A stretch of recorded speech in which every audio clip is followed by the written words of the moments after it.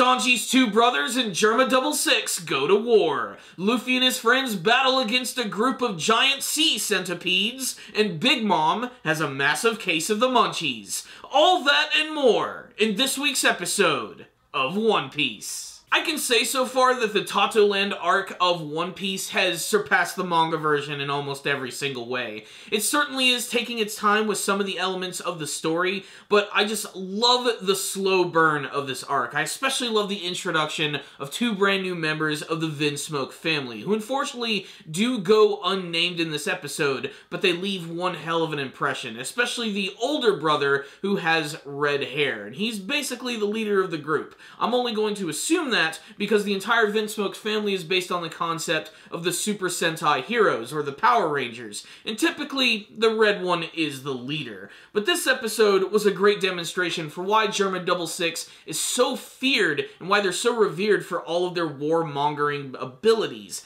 Not only with their incredibly large and indisposable army, which consists of these goons wearing these weird white masks and goggles who have the ability to kick your ass hand-to-hand style or use their superior technology and guns to blast you right in the face. And they happen to be pretty damn good marksmen. They're the anti-stormtroopers, if you will. And Germa 66, with the two brothers from the Vinsmoke family, are able to bring down this massive kingdom in their entire army. You see, they've been hired by this group which is having this big civil war, and they come in and they just single-handedly completely decimate these guys.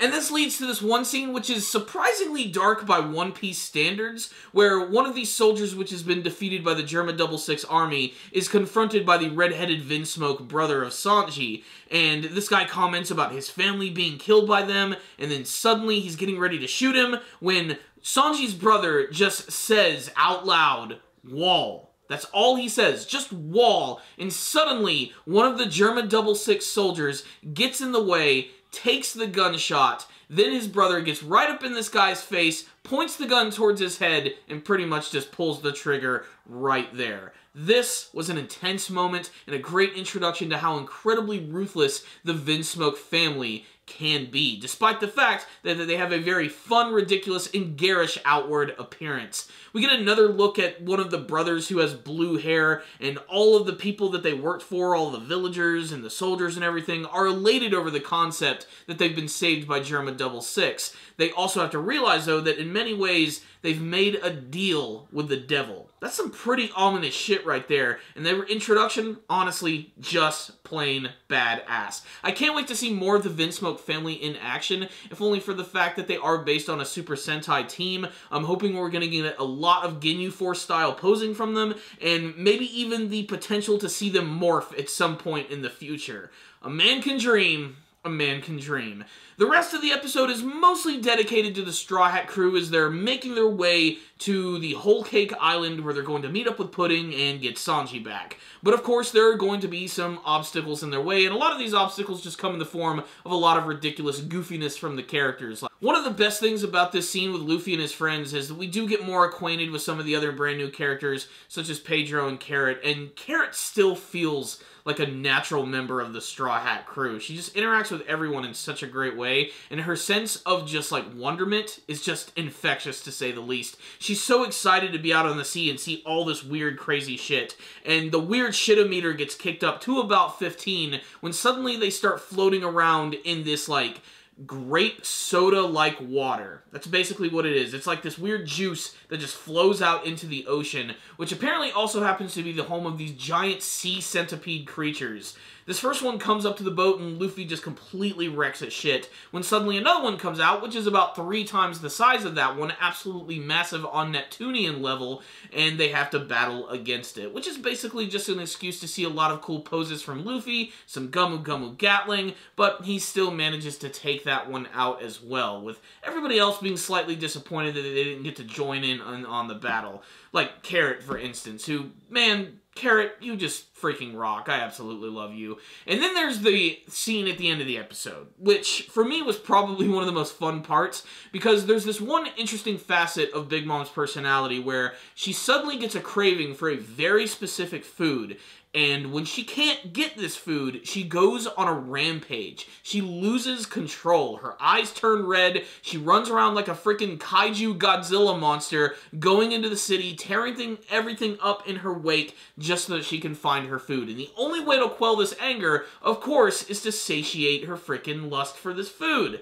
So what is it she wants? Some weird thing called a croquembouche? It's basically like this giant tower of cream puffs, and it's the only thing that's going to keep her from pretty much destroying everything. The scene of her actually walking into the city, though, is really fun, especially the way they just show it with everybody running away from her like she is a giant monster, talking about the death toll. It's really funny with a character like her, who has a very ridiculous appearance on the outside, but she has this like weird childishness about her, which also makes her really great, and yet she's also pretty damned horrifying. She's a surprisingly fascinating character for someone who on the outside looks like someone who'd be kind of one-dimensional, but this is just another one of the weird and ridiculous quirks about Big Mom. I especially love that all of her, like, talking animals and talking things are always trying to stop her. There's the sun and the moon, which are desperately trying to stop her from doing anything, but she's able to weaponize them, and even her hat has the ability to talk. I can't wait until they formally introduce these characters to the audience a little bit more,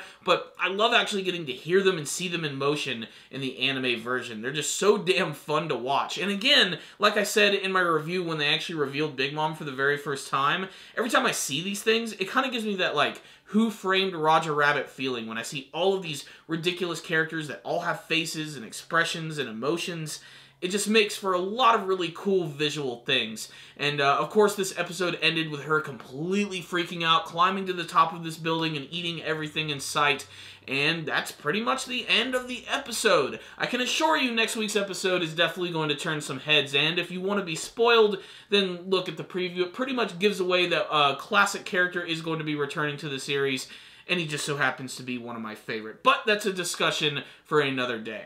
So what's the rundown on this week's episode of One Piece? This one was really good. Going into it initially, I thought that it was going to be really boring. I thought the whole episode was just going to be Luffy and them on the sea, making goofy jokes and fighting against sea monsters, which is something that we have seen a million times in the series. The good news is the entire episode was sort of bookended by these amazing scenes with Big Mom going on her crazy food rampage, and of course the really, really great scene at the beginning with the introduction of two more brothers of the Vinsmoke family, and they are awesome. I love the designs of these characters, and I still love the color scheme. It's something that I never imagined in the manga version, even though they actually do have the titles of Poison Pink and red and blue and green. They all have like a color attached to their name in a sense. So I really should have seen that coming, but I thought it might have only originally applied to their clothes. I love that it applies to their hair as well. It makes them a little more distinctive from Sanji, because it would have been boring just to see a lot of blondes with twirly eyebrows. They'd all pretty much end up looking the same, and I still love the concept of them being like a Super Sentai team. It's so awesome, and they're so full of themselves. Like, they're clearly going to be one hell of a threat for the Straw Hat crew, and maybe even for Sanji himself. They do seem excited to see their brother, but there's a certain maliciousness about it. You can definitely see that in the way the red-headed brother is speaking of seeing Sanji again. But I do love the fact that they still manage to help people, but they're also still sort of considered evil all at the same time. Made very clear when you get to see what they did at the beginning of this episode. It was just a great introduction to their super badass organization. All of the stuff with the sea centipede, it's okay. It's just watching Luffy fight against some sea monsters. It's really nothing bad, but it's not really all that groundbreaking either. Although I still have to admit, the actual environment that they're going around is still a lot of fun, especially the concept of all these islands with ridiculous themes attached to them. Like the Jam Island, which they do not go to, which completely disappoints Chopper and Carrot. You really do want to end up seeing like what all these islands are going to be about. Speaking of which, I didn't even mention the hilarity of Germa 66 attacking this island, which was called Broccoli Island. It's Broccoli Island. I guess they specialize in broccoli. I just thought it's funny. Everything seems to be like food punned in this this arc of One Piece right here, and then it can come across as like cliche a little bit, but it's still fun in that old school sort of One Piece kind of way. And then there's Big Mom just freaking out and going on a rampage. This is a really great cliffhanger ending, getting to see her go crazy and wondering what it is that is actually going to stop her from going on this like weird little rampage. And it was animated really well. I still love the look of all of the cities and the candy places and the fact that everything has a face. It's just really inviting to the eye, and it's one of those things where, like, you're going to watch the episode a couple of times, and you're going to see things you didn't see before. Like, I didn't even notice, like, the first time I watched this episode, that there was a Totto tribe member in that one room that the Baron Tamago was in. It again reminds you that this is an island that has basically every single race that we've seen from the One Piece series, and it's kind of fun to sort of pick them all out.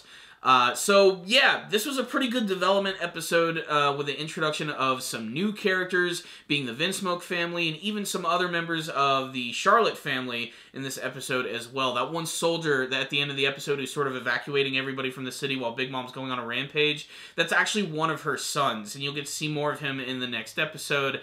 Big Mom is still a lot of fun, and of course, just Luffy going on adventures is classic.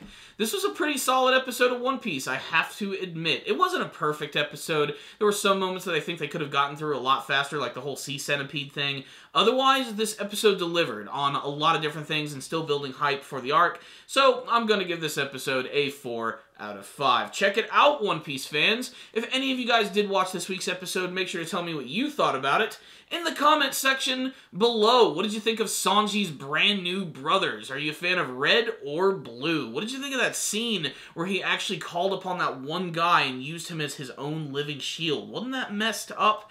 What do you think Luffy and his friends are going to run into next after the sea centipedes? And who is going to stop Big Mom's hunger? And what do you hope to see from the rest of the Totto Land arc?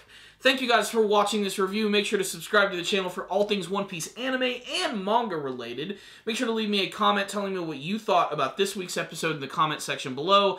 And of course, if you liked this review, please give it a thumbs up. If you didn't like it, give it a thumbs down. I'll see you guys next time. And as always, stay dandy, baby.